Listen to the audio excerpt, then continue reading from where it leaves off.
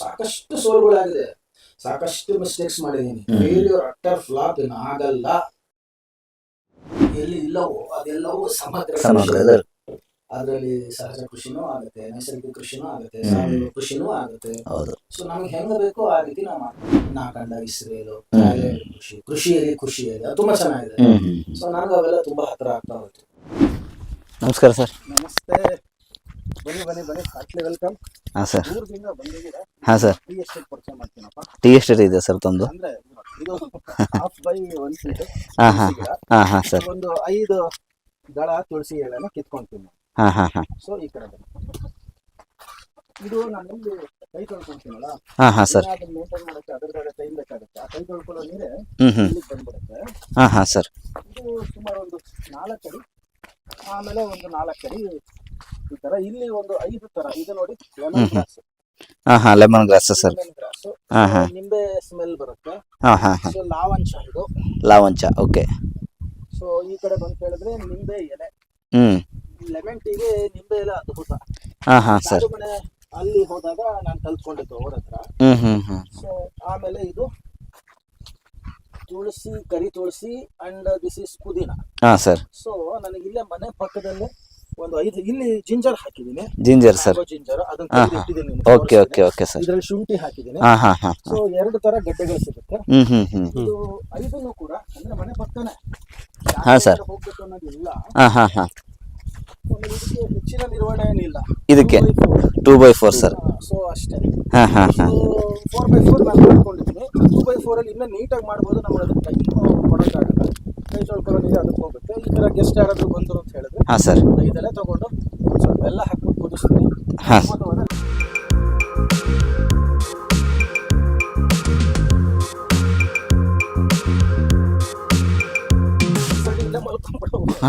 ಹಂಗಾಗಿ ಬಹಿರ್ದಶೆಗೆ ಆ ಕಡೆ ಇಟ್ಕೊಂಡಿದ್ವಿ, ಮತ್ತೆ ಒಳಗಡೆ ಮಾಡ್ಕೊಂಡೆ. ಹಾಂ ಹಾಂ ಹಾಂ. ಹೊರಗಡೆ ಇದ್ದಾಗ ನಮ್ಗೆ ಅರ್ಜೆಂಟ್ ಅದು ಹೆಂಗ್ ಓಡಾಡ್ತಿದ್ವು. ಇವಾಗ ಸ್ವಲ್ಪ ನಾಯಿಗಳು ಮಾಡ್ಕೊಂಡು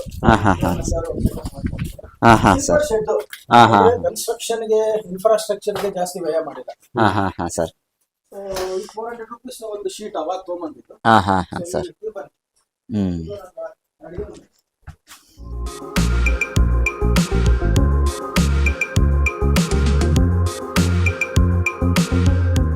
ಕುದ್ದಂಗೆಲ್ಲ ಕಷಾಯ ತರ ಕಷಾಯ ಆಗುತ್ತೆ. ಇದಕ್ಕೊಂದ್ ಸ್ವಲ್ಪ ಬೆಲ್ಲ ಹಾಕ್ಬಿಟ್ರೆ ಬ್ಯೂಟಿಫುಲ್ ಟೇಸ್ಟ್. ರೆಗ್ಯುಲರ್ ಅದು ಟ್ಯಾನಿನ್ ಇರುತ್ತೆ, ಕೆಫಿನ್ ಇರುತ್ತೆ, ಅವೆಲ್ಲ ಇಂಥದ್ದು ನಾವೇ ಈಗಲೇ ಗಿಡದಿಂದ ಕಿತ್ತು ಫ್ರೆಶ್ ಆಗಿ ಹಾಕಿರೋದು. ಕುಡ್ದಂಗೆಲ್ಲ ಗಂಟ್ಲಲ್ಲಿ ಆನಂದ ಆಗುತ್ತೆ. ಒಂದೆರಡು ಲವಂಗ, ಗಂಟ್ಲಿಗೆ ಏನಾದ್ರು ಕಿರಿಕಿರಿ ಇದ್ರೆ ಎಲ್ಲ ಹೋಗ್ಬಿಡುತ್ತೆ. ಎಲ್ಲ ಹೋಗುತ್ತೆ. ರೆಗ್ಯುಲರ್ ಚಹಾ ಕುಡಿಯೋ ಬದಲು ನಮ್ಗೆ ಈ ಕಡೆ ಹಾಲು ಉಳಿತು, ಹಾಲಿವೆ, ಆಕಳ ಇವೆ, ಎಲ್ಲ ಇದೆ. ಬಟ್ ಅರ್ಜೆಂಟ್ಗೆ ದಿಸ್ ಇಸ್ ಗುಡ್. ಡಿಫ್ರೆಂಟ್ ಆಗಿರುತ್ತೆ ಟೇಸ್ಟ್. ಟೀ ನಮ್ಗೆಲ್ಲ ಕಡೆ ಸಿಗುತ್ತೆ. ಇದು ನಾವು ಖುಷಿ ಮಾಡ್ಕೋಬಹುದು.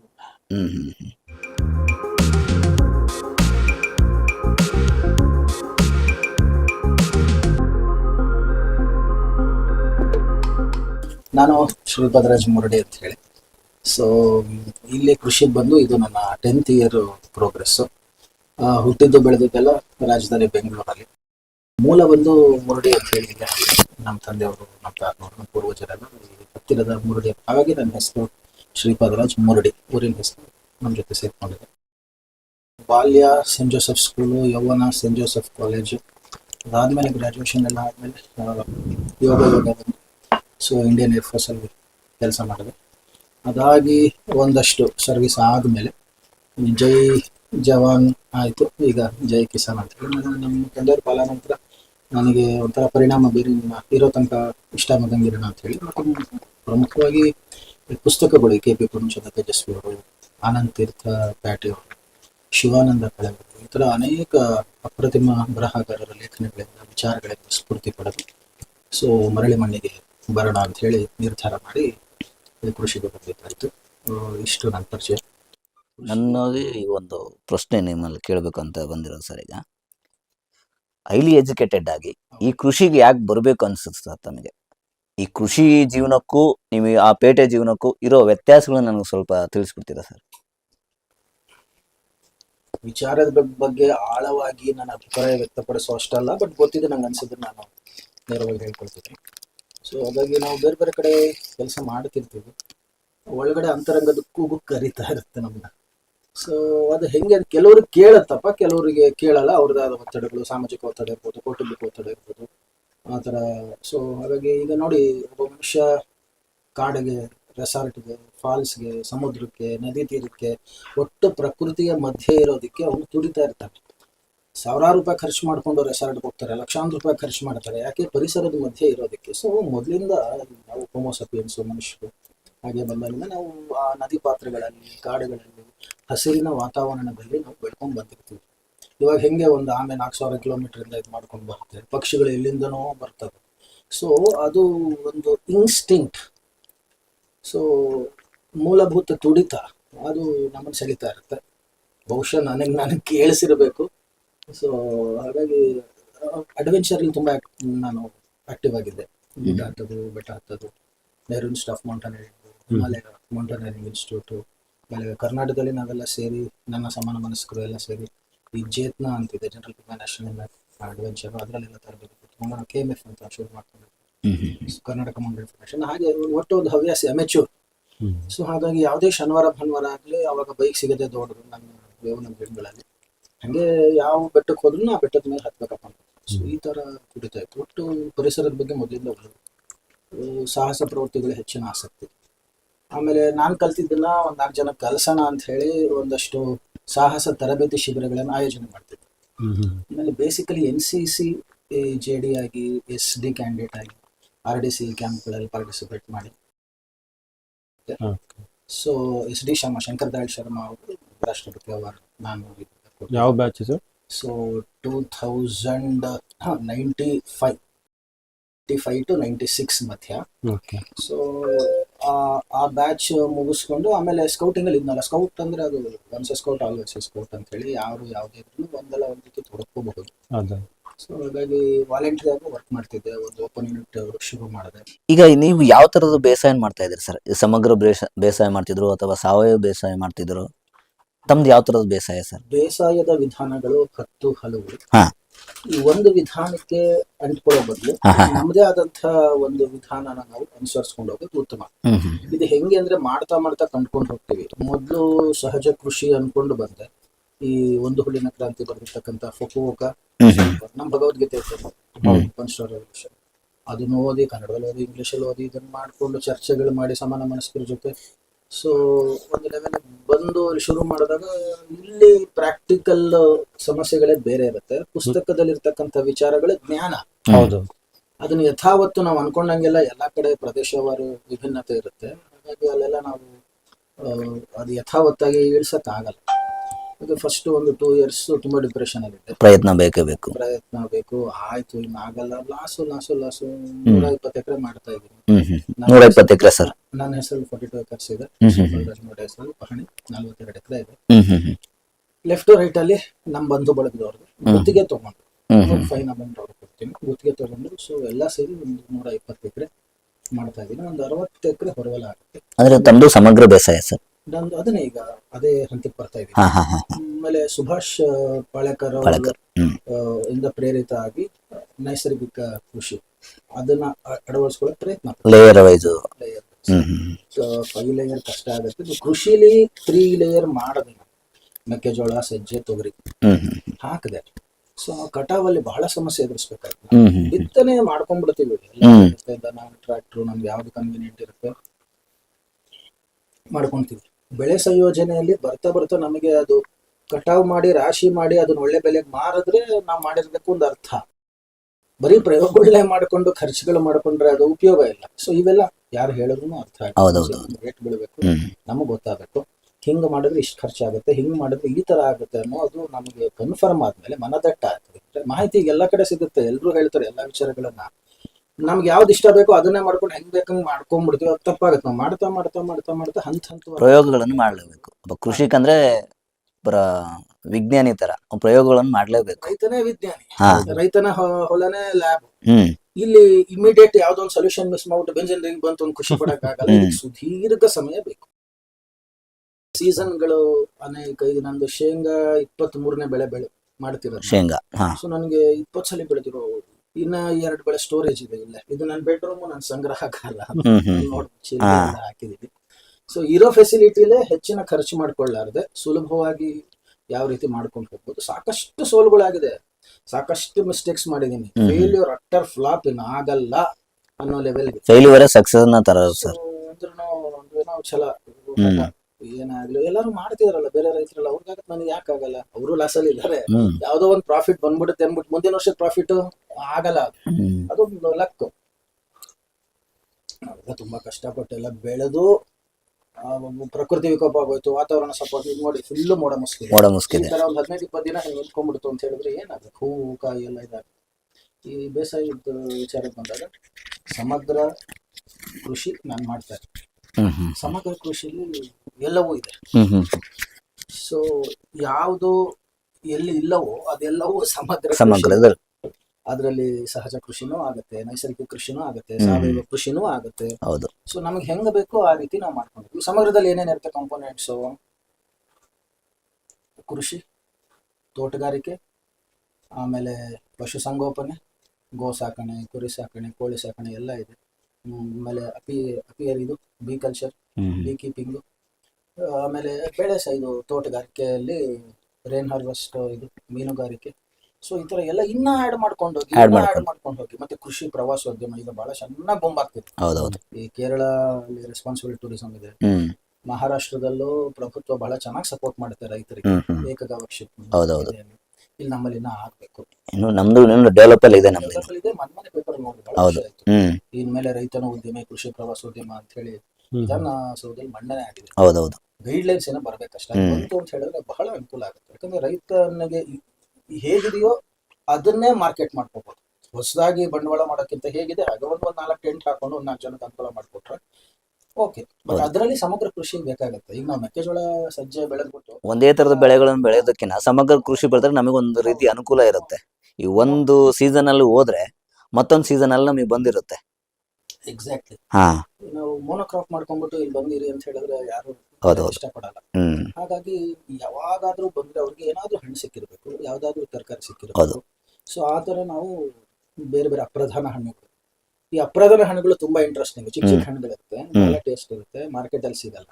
ನಾವು ಅದನ್ನ ದೊಡ್ಡ ಪ್ರಮಾಣದಲ್ಲಿ ಬೆಳೆಯೋದು ತುಂಬಾ ಕಷ್ಟ. ಈ ಬಾರೆ ನಿಮ್ ತೋಟದಲ್ಲೆಲ್ಲ ಇದೆ ಸರ್. ಸೊ ಎಲ್ಲ ಒಂದು 15-20 ಹಾಕ್ಬೇಕಾದ್ರೆ ಮತ್ತೆ ಸಲಹೆಗಳು ಕೊಡ್ತಾರೆ. ಏನ್ ಮಾಡ್ತೀಯಾ, ಯಾಕೆ 15-20 ಅಟ್ಲೀಸ್ಟ್ ಒಂದು ಟಾಟಾ ಎಸಿ ತುಂಬೋ ತರ ನಮ್ದು ಕ್ರಾಪ್ ಇರುತ್ತೆ. ಸೊ ಅಂದ್ರೆ ನಾವು ಕರೆಕ್ಟ್ ಆಗಿ ಆಳಿಟ್ಟು ಒಂದು ಗಾಡಿ ಲೋಡ್ ಮಾಡಿ ಅದನ್ನ ಒಂದ್ ಕಡೆ ತಗೊಂಡೋಗಿ ಸೊ ಒಂದು ಅಮೌಂಟ್ ನಮ್ಗೆ ಬರೋದಕ್ಕೆ ಆ ತರನೂ ಇದೆ. ಸೊ ತೆಂಗು ಒಂದು 600 ಗಿಡ ಇದೆ. ಸೊ 2 ಪ್ಲಾಟ್ ಅಲ್ಲಿ ಬೇರೆ ಬೇರೆ T*D ಮಾಡ್ಕೊಂಡಿದ್ದೀನಿ. ಆಮೇಲೆ ಅರಸೀಕೆರೆ ಟಾಲ್. ನಮ್ಮ ತೆಂಗು ಬಯಲು ಸೀಮೆಗೆ ಅಲ್ಲ. ನಾನು ಸ್ಟಾರ್ಟಿಂಗ್ ನಂಗೆ ಗೊತ್ತಿರಲಿಲ್ಲಲ್ಲ, ಎಳ್ನೀರು ಕುಡ್ದ ಅಭ್ಯಾಸ ಇತ್ತು, ತೆಂಗು ಮರ ಹಾಕ್ಬಿಟ್ಟೆ. ಅದು ಮಿಸ್ಟೇಕ್ ನಂಗೆ. ಆಮೇಲೆ 2ನೇ ವರ್ಷನ ಎನ್ಲಾರ್ಜ್ ಮಾಡಿದೆ, ಚೆನ್ನಾಗಿ ಬಂದ್ಬಿಡುತ್ತೆ, ಅದು ನೀರು ಕೊಡ್ತಾ ಇದೆ. ಬರೀ ಅದು ಒಂದೇ ಇತ್ತು ಸ್ಟಾರ್ಟಿಂಗ್, ಅಂದ್ರೆ ಇರಲಿಲ್ಲ. ಹಾಗಾಗಿ ಆಮೇಲೆ ಬರ್ತಾ ವಿಚಾರಗಳು ಗೊತ್ತಾದಂಗೆ ಅನೇಕ ಅಪ್ರತಿಮ ರೈತರ ತೋಟಗಳಿಗೆ ಹೋಗಿ ಅವ್ರ ದನದ ಕೊಟ್ಟಿಗೆಗಳ ಸಂಯೋಜನೆಗಳು ಹೆಂಗಿದೆ, ಯಾವ ರೀತಿ ಗೊಬ್ಬರನ ಸರಬರಾಜು ಮಾಡ್ಕೊಳ್ತಾರೆ, ಸ್ಲರಿ ಎಲ್ಲಿ ಹೋಗುತ್ತೆ, ಎರೆಹುಳು ಗೊಬ್ಬರ ಹೆಂಗಾಗುತ್ತೆ. ಸೊ ಆ ಥರ ಬಹಳಷ್ಟು ತೋಟಗಳು ಓಡಾಡಿದೆ. ಆಲ್ಮೋಸ್ಟ್ ನಂದು ಒಂದು 2 years ಇದು ನಮ್ದು ಯೂನಿವರ್ಸಿಟಿ ಕೋರ್ಸ್ ಅಪ್ಪ, ಫೀಸ್ ಕಟ್ತಾ ಇದ್ದೀನಿ. ನಾನು ನೋಡಿದೆ ಇಲ್ಲಿ ಒಂದು ತರಬೇತಿ ಇದೆ ನಿಮ್ದು. ಈ ತರಬೇತಿಗಳಿಗೂ ಅದು ಒಂದು ಝೀರೋ ನಾಲೆಜ್ ನನಗೆ. ಬೆಂಗಳೂರಲ್ಲಿ ಟಾರ್ ರೋಡ್ ಅಲ್ಲಿ ಕ್ರಿಕೆಟ್ ಆಡ್ಕೊಂಡು ಬೆಳೆದಿರೋರು, ಟ್ರಾಫಿಕ್ ಎಲ್ಲ ನನಗೆ ಈಗ ಭತ್ತ ಅವ್ರೆ ಅದನ್ನೆಲ್ಲ ತೋರಿಸ್ಬಿಟ್ಟು ಇದು ಯಾವ್ದು ಅಂತ ಕೇಳಿದ್ರೆ ನಾನು ಕಂಡಿಡಿಯಕ್ ಬರ್ತಿರ್ಲಿಲ್ಲ. ಸಿಲೆಬಸ್ ಇಲ್ಲ, ಸಿಲೆಬಸ್ ಇದ್ದಿದ್ದೆ ನಮ್ದು. ಆಮೇಲೆ ಸುತ್ತಮುತ್ತಲ ವಾತಾವರಣ, ಅಪಾರ್ಟ್ಮೆಂಟ್ಗಳು, ಟಾರ್ ರೋಡ್ಗಳು, ವಾಹನಗಳು ಹೀಗೆ. ಹಾಗಾಗಿ ಸೊ ಏನು ಗೊತ್ತಿಲ್ಲದೆ ಕೃಷಿ ಮಾಡ್ಬೇಕು ಅಂತ ಮತ್ತೆ ಹೆಂಗೆ ನಂಗೆ ಆಸೆ ಬಂತು, ಪುಸ್ತಕಗಳು ಓದಿ ಪ್ರೇರಣೆಗೊಂಡು. ಯಾವ ಪುಸ್ತಕ ತಾವು ಓದಿದ್ದು ಸರ್? KP ಪೂರ್ಣಚಂದ್ರ ತೇಜಸ್ವಿ ಅವರ ಸಹಜ ಕೃಷಿ, ಆನಂದ್ ತೀರ್ಥಪೇಟೆ ಅವ್ರದ್ದು 7-8 ಪುಸ್ತಕಗಳಿದೆ. ಅದು ಇಲ್ಲೇ ನೋಡ್ತಾ ಇದ್ದೀನಿ ಎಲ್ಲ. ಸೊ ನಾ ಕಂಡ ಇಸ್ರೇಲು, ಥಾಯ್ಲೆಂಡ್ ಕೃಷಿಯಲ್ಲಿ ಖುಷಿಯಲ್ಲಿ, ಅದು ತುಂಬಾ ಚೆನ್ನಾಗಿದೆ. ಸೊ ನನಗೆ ಅವೆಲ್ಲ ತುಂಬಾ ಹತ್ತಿರ ಆಗ್ತಾ ಹೋಯ್ತು. ಆಮೇಲೆ ಭರಮಗೌಡ್ರದ್ದು ಬದುಕಿನ ಬೇಸಾಯ, ಮತ್ತೆ ವಿಕ್ರ ಗಾಯತ್ರಿ ಮೇಡಮ್ ಅವರು ಒಂದಷ್ಟು ಪುಸ್ತಕ ಬರ್ತಿದ್ದಾರೆ. ಆಮೇಲೆ ಅನೇಕ ಕೃಷಿ ಮ್ಯಾಗಝಿನ್ ಬಂದಿದೆ. ಮೊದಲು ಏನು ಗೊತ್ತಿಲ್ವಲ್ಲ, ಗೊತ್ತಿರೋರ ಹತ್ರ ತಿಳ್ಕೊಬೇಕು. ಹಾಗಾಗಿ ಕೃಷಿ ಮೇಳಗಳಿಗೆ ಹೋಗ್ತಿದ್ದೆ.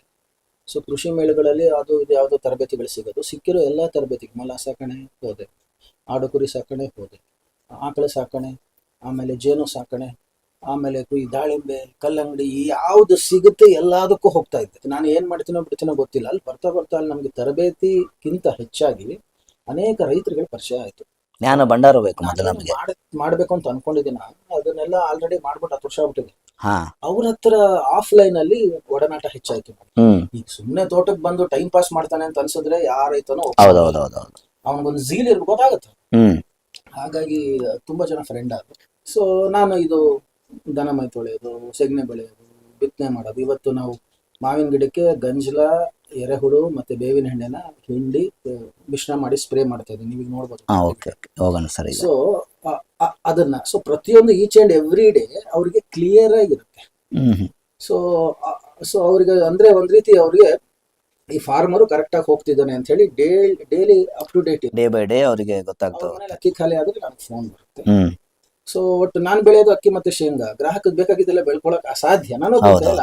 ಹೌದು. ನನ್ನೊಬ್ಬನ ಕೈಯಲ್ಲಿ 2 ರಿಂದ 3 ಮಾಡಬಹುದು. ಒಂದು ಶೇಂಗಾ ಮಾಡ್ತೀನಿ, ಅಕ್ಕಿ ಮಾಡ್ತೀನಿ, ತೊಗರಿ ಮಾಡ್ತೀನಿ, ಹ್ಮ್. ಈ ಕರಿಬೇವು, ಮಾವು ಅವೆಲ್ಲ ಇದೆ. ಸೊ ನನ್ನ ಕೈಯಲ್ಲಿ ಏನಾಗುತ್ತೆ ಅಷ್ಟು ಮಾಡ್ತೀನಿ. ಅಟ್ಲೀಸ್ಟ್ ಅದನ್ನ ನಮ್ಮ ಹತ್ರ ತಗೋಬೇಕು ಅಂತಕ್ಕಂಥ ಮನಸ್ಥಿತಿ ಈಗ ಕ್ರೀಮಿ ಲೇಯರ್ ಜನಗಳಲ್ಲಿ ಯಾರು ಆಹಾರನ ಅಪೇಕ್ಷೆ ಪಡ್ತಿದ್ದಾರೆ, ಶುದ್ಧವಾದ ಆಹಾರ, ಶುದ್ಧವಾದ ಮೂಲದಿಂದ ಬರಬೇಕು ಅಂತ ಹೇಳಿ. ಹಾಗಾಗಿ ಅವರುಗಳು ಇಲ್ಲಿ ಕಾರ್ ತಗೊಂಡ್ಬಂದು, ಬೈಕ್ ತಗೊಂಡ್ಬಂದು ಮತ್ತೆ ನನಗೆ ವಾಟ್ಸಪ್ ಅಲ್ಲಿ, ಫೇಸ್ಬುಕ್ ಅಲ್ಲಿ ಹಾಕಿರ್ತಾರೆ. ನಾನು ಅವ್ರು ಹೇಳಿದ ತಕ್ಷಣ ನಾನು ಒಂದು ಟ್ರಾನ್ಸ್ಪೋರ್ಟ್ ಮಾಡ್ಕೊಂಡು ಹೋಗಕ್ ಆಗಲ್ಲ. ಹಾಗಾಗಿ ಒಂದು ಲಿಸ್ಟ್ ಮಾಡ್ಕೊಳ್ತೀನಿ. ನಂದು ಒಂದು 4 ಕೆಲಸ ಇದ್ದಾಗ ಈ ಲಿಸ್ಟ್ ನೋಡ್ಕೊಂಡು ನನ್ನ ಗಾಡಿಗಳಲ್ಲಿ ಮನೆಗೆ ಹೋಗಿ ಕೊಟ್ಟು ಬರ್ತೀನಿ. ಈಗ ಅಕಸ್ಮಾತ್ ಅಗರಿ ಬೊಮ್ಮಳೆ ಅಥವಾ ಹೊಸಪೇಟೆ ಯಾರು ಕೇಳಿದ್ರೆ ಕಳಿಸ್ತೀರಾ ಸರ್? ಅಲ್ಲಿಂದ ದೂರ ಬಂತು ಅಂತ ಹೇಳಿದ್ರೆ ನಾನು ಅಲ್ಲಿಂದ ನನಗೆ ಬಂತು ಅಂತ ಹೇಳಿದ್ರೆ ನಾನು VRL ಹಾಕ್ತೀನಿ. VRL ಗೆ VRL ಸ್ಲಿಪ್ ಕೊಟ್ಬಿಡ್ತಾರೆ. ಇಷ್ಟು ಕೆಜಿಗೆ ಇಷ್ಟು ಪೇಮೆಂಟ್ ಅಪ್ಪ ಅಂತ. ಅದ್ರದ್ದು ಅವರು ಫೋಟೋ ಹಾಕ್ತೀನಿ. ಸೊ ನನಗೆ ಏನಿದೆ ಇಷ್ಟು ರೇಟ್ VRL ಸ್ಲಿಪ್ ಅಟ್ಯಾಚ್ ಮಾಡಿರ್ತೀನಿ, ಫೋನ್ ಪೇ ಹಾಕ್ಬಿಡ್ತಾರೆ. ಸೊ ಟ್ರಾನ್ಸ್ಪೋರ್ಟೇಷನ್ ಗ್ರಾಹಕರೇನೆ ಬೇರೆ ಮಾಡ್ಕೊಂತಾರೆ. ಇಲ್ವಾ ಇಲ್ಲಿಗೆ ಬನ್ನಿ ಈ ರೇಟ್ ತಗೊಳ್ಳಿ, ಅಥವಾ ನಂದೇ ಒಂದು 4 ಕೆಲಸ ಇದ್ದಾಗ ಇದು ಏನ್ ರೇಟ್ ಇದೆ ಅದೇ ರೇಟ್ ಕೊಡ್ತೀನಿ. ನಾನು ಟ್ರಾನ್ಸ್ಪೋರ್ಟೇಷನ್ ಹಾಕಲ್ಲ. ಸೊ ಆಮೇಲೆ ಗ್ರಾಹಕರು ಮೊದಲು ಒಂದು 15 ಕೆಜಿ 30 ಕೆಜಿ ಆತರ ತಗೊಳ್ಳೋರು. ಸೊ ಈಗ ಏನಾಗ್ತಿದೆ, ಅವ್ರಿಗೆ ಗೊತ್ತಿದೆ ನಮಗೆ ಬೇಕಾದಾಗೆಲ್ಲ ಇವರು ಸಿಗಲ್ಲ ಅಂತ ಹೇಳಿ. ಹಂಗಾಗಿ 1 ಕ್ವಿಂಟಲ್ ತಗೊಂಡ್ಬಿಡ್ತಾರೆ, 2 ಕ್ವಿಂಟಲ್ ತಗೊಂಡ್ಬಿಡ್ತಾರೆ ವರ್ಷಕ್ಕಾಗುವಷ್ಟು. ಯಾಕಂದ್ರೆ ನಾನು ವರ್ಷಕ್ಕೆ 1 ಅಥವಾ 2 ಬೆಳೆ ಮಾತ್ರ ಮಾಡಕ್ ಸಾಧ್ಯ. ಒಂದೇ ಬೆಳೆ ಮಾಡ್ತೀನಿ, 2ನೇ ಬೆಳೆ ಅಷ್ಟೇ ಮತ್ತೆ ಆಗಿರುತ್ತೆ. ಸೊ ಹಾಗಾಗಿ ನನಗೂ ಗ್ರಾಹಕರಿಗೂ ಈಗ ಸೆಟ್ ಆಗಿದೆ ಈ ಒಂದು 8-10 ವರ್ಷದಲ್ಲಿ. ಸ್ಟಾರ್ಟಿಂಗ್ ಅಂತೂ ಫೇಲ್ಯೂರ್, ಆಮೇಲೆ ಬರ್ತಾ ಬರ್ತಾ ಈಗ ನನ್ನ ಗ್ರಾಹಕ ವಲಯ ಸಲುವಾಗಾದ್ರೂ ನಾನು ಕೃಷಿ ಇರಲೇಬೇಕು, ನಾನು ಬೆಳಿಲೇಬೇಕು. ಅವ್ರ ಅಗತ್ಯ ಪೂರೈಸಕ್ಕಾದ್ರೂ ನಾನು ಭತ್ತ ಬೆಳಿಬೇಕು, ಶೇಂಗಾ ಬೆಳಿಬೇಕು. ಆಮೇಲೆ ಬರೀ ಭತ್ತ ಬೆಳಿಬಿಟ್ಟು ನಾವು ಕೊಟ್ರೆ ಆಗಲ್ಲ. ಮೌಲ್ಯವರ್ಧನೆ ಮಾಡಬೇಕು. 4 ತಿಂಗಳು ಕಷ್ಟಪಟ್ಟಿರ್ತೀವಿ ಸರ್. ಒಂದು 4 ದಿನ ನಾವು ಮೌಲ್ಯವರ್ಧನೆ ಮಾಡಿ ಸರಬರಾಜು ಮಾಡಕ್ಕೆ ನಮಗೆ ಏನು ಪ್ರಾಬ್ಲಮ್? ಇಲ್ಲಿ ಸಂಗ್ರಹಣೆ, ಮೌಲ್ಯವರ್ಧನೆ, ಸರಬರಾಜು. ಇಲ್ಲಿ ಬೆಳೆ ನಿರ್ವಹಣೆ 1-2 ತಾಪತ್ರೆಗಳಿರಲಿ. ಇದನ್ನೇ ಹ್ಯಾಂಡಲ್ ಮಾಡಿರೋರಿಗೆ ಈ ಒಂದು 3-4 ಹ್ಯಾಂಡಲ್ ಮಾಡೋದು ಅವೇನು ಕಷ್ಟ ಅಲ್ಲ ಅಲ್ವಾ? ಸೊ ಅದಕ್ಕೆ ನಾವು ಕ್ರಾಪ್ ಪ್ಯಾಟರ್ನ್ ರೆಗ್ಯುಲರ್, ಈಗ ತುಂಗಭದ್ರಾ ನದಿ ಕಡೆ, ಕಾವೇರಿ ನದಿ ಕಡೆ 3 ಪೀಕು 4 ಪೀಕು ಬೆಳಿತಾರೆ. ಅಷ್ಟು ಫೋರ್ಸ್ ಇದ್ರೆ ಆಗಲ್ಲ. ಅಂದ್ರೆ ಅಲ್ಲಿ ಇಳುವರಿನೂ ಚೆನ್ನಾಗಿ ಬರುತ್ತೆ. ಸೊ ಅವರು ಒಂದು ಭತ್ತನೇ ಅವ್ರು ಕೊಟ್ರೆ ಅವ್ರಿಗೇನು ಲಾಸ್ ಇಲ್ಲ, ವಾಲ್ಯೂಮ್ ಬಂದ್ಬಿಡುತ್ತೆ ಅವ್ರಿಗೆ. ಅಲ್ಲಿ ಪ್ರಾಫಿಟ್. ಸೊ ನಮ್ಮಲ್ಲಿ ನಾನು 1 ಪೀಕ್ ಅಥವಾ 2 ಪೀಕ್ ಲಾಸ್ಟ್. ಸೊ ನನಗೆ ಇನ್ನ ಸ್ವಲ್ಪ ಟೈಮ್ ಸಿಗುತ್ತೆ. ಸಮಗ್ರ ಇರೋದ್ರಿಂದ ಅದು ಇದು ಎಲ್ಲಾ ಇರೋದ್ರಿಂದ ಹೋಗ್ತಾ ಓವರ್ ಆಲ್ ಮೇಂಟೈನ್ ಮಾಡಬೇಕು. ಬಟ್ 24/7 ನಮ್ದು ಅದರಲ್ಲೇ ಇರ್ತೀವಿ.